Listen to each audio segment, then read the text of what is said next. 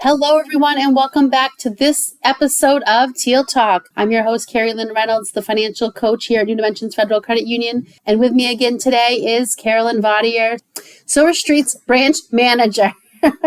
It's been one of those weeks. Carolyn, how are you? I am good, Carrie Lynn. I'm so happy to be back with you again for this episode. So excited.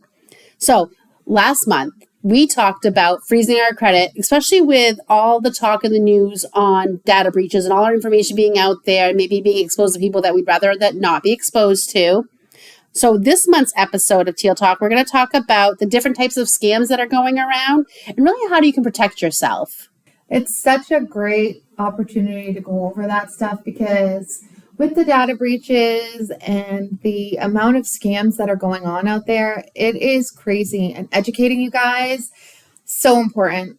So important just to know, like, hey, don't do this because it's probably going to be a scam or you're probably going to lose some money if you do this. But we also want to give you some tips and tricks to protect yourself and give you some questions to ask to make sure if you're ever in one of those situations, asking a question might just deter the fraudster from even engaging anymore. And they're getting smarter and smarter every day. I mean, I've gotten calls, I've gotten text messages. People have gotten so incredibly smart, and the technology that is out there for them to be able to get into your phones, your computers, even send you things in the mail, talk to you to make you feel good, to scam you out of your money is just become outrageous. I have to tell you, I've always said, if these fraudsters took all this knowledge and this skill set that they've acquired and put it to good use, they'd be millionaires. They wouldn't have to do this. They could actually make money the right way.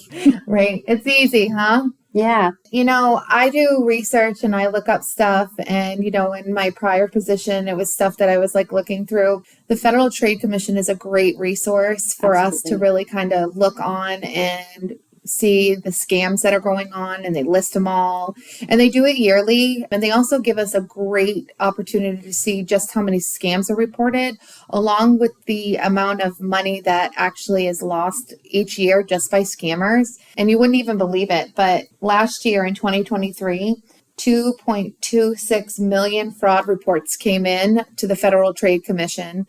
And You wouldn't even believe, Carrie Lynn, guess the number of total loss in dollar amounts that came in last year in 2023. All right, so over 2 million cases were reported. I'm going to say $1 billion. I'd add a zero to that, Carrie Lynn. $10 billion lost. In 2023. Wow, that's a lot. Yeah.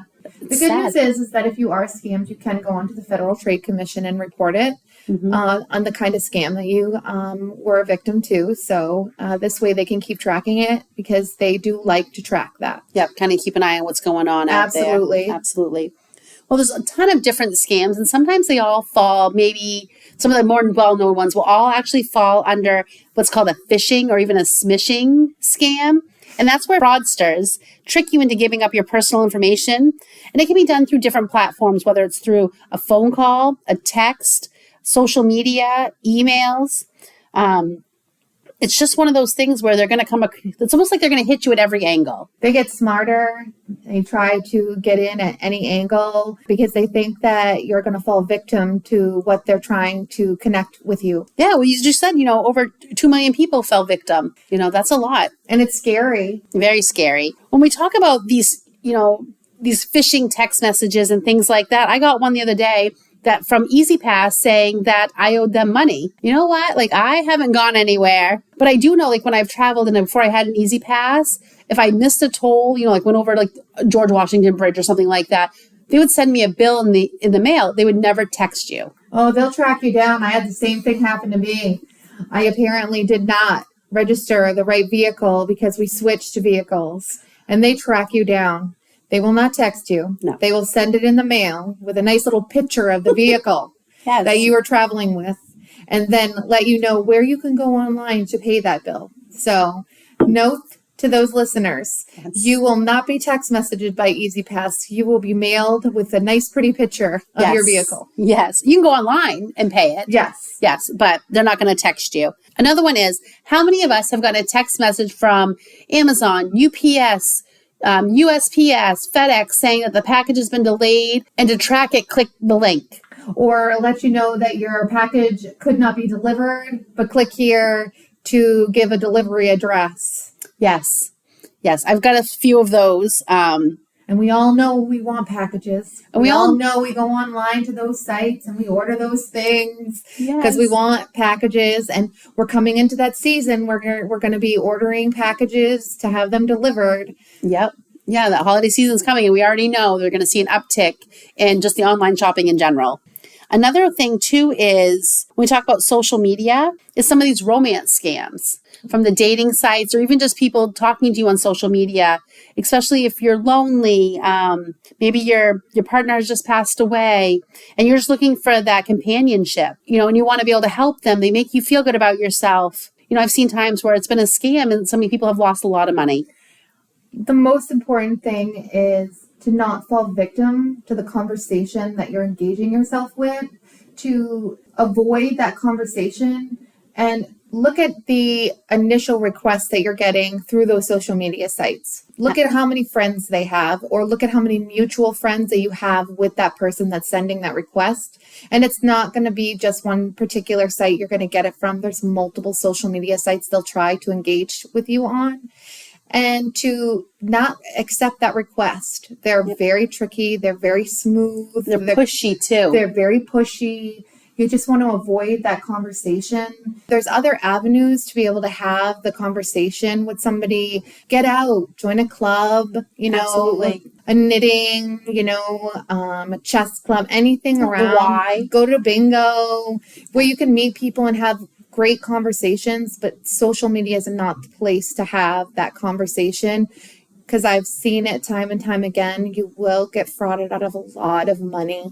Another thing, too, when we talk about social media, this just happened to me a couple months ago where one of my social media platforms was completely hacked and my entire account was taken over. For me, I lost all my stuff on that social media account. But what was more frightening was when they started messaging my friends as me, imposing as me, and asking for money. Some of my friends, no second thought, would send me money. I don't even know. I have an idea of how much money they got out of my friends and some of my family members, but I don't have a total because some people didn't reach back out and say, hey, I sent you some money. You owe me money, but it wasn't actually me. But Carolyn, when we were discussing some of this, you had a great idea on how to protect yourself from something like that. Yes. So one of the things that I read about was create a family password. Artificial intelligence is on the rise. You're noticing on different social media sites where artificial intelligence has become popular. Mm-hmm. One of the things that I read is create a family password. So if somebody is trying to get into your accounts and they're trying to get you to send them something, have a password created so that you guys can send it to each other and know that it is someone in your family. And if it's not, then you know that you're being scammed. Yeah. Or even just ask a question. So when my social media was hacked and they were reaching out to a friend, to my friends, a lot of them, one of my friends, he called and he was like, hey, are you okay? Do you need money? And I was like, no, I'm good. What's up? And he was telling me, he goes, but I said, please tell me you didn't send him any money. And he goes, no, they blocked me as soon as I said to them, tell me something only that you and I would know. We've been friends over 20 years. But for him to say, hey, to make sure it was just me, tell me something that only you and I would know, that was his way of checking to make sure it was really me. And as soon as he asked that, they immediately blocked him because they knew they were not going to get anything out of him. Yeah, it's important to really ask those important questions when you are talking to or messaging with someone who you believe is a scam. Absolutely. When you mentioned the AI scams or using the AI, the artificial intelligence, they really are using them to make the conversations, whether it's an email, a text, more natural sounding. Absolutely. They are really using that to impersonate a lot of things, whether it's a person, email, a actual, like your profile, anything to get in companies, businesses. Yep. We're seeing it every day. Yeah, potential employers. Absolutely. Absolutely. So Carolyn, because we know that those scams are coming towards us, it's like dodging a bullet at this point. It's not a matter of, it's not going to happen to me. It's a matter of when and how can I protect myself? We just talked about maybe asking the right questions. What other questions do you think we could ask, or we could have our listeners ask? So one of the things that you can always ask is, how did you get this number? I always say, how'd you get my number, or where did you get my number? 9 times out of 10, again, they're probably going to hang up. Like they blocked your friend because he said, tell me something about me and her. They're going to hang up. Yep. Also, if you won something, how and where did you enter? No, you won $5 million. Great. From what and how did I enter that? Absolutely. Because again, if they can't tell you how they got that information, the call's going to end or the conversation is going to end because you're asking smart questions and they think they're going to get connected with somebody who is not going to be intelligent enough to ask these questions. Absolutely. A good one too is, hey, can I call you back? What's your phone number?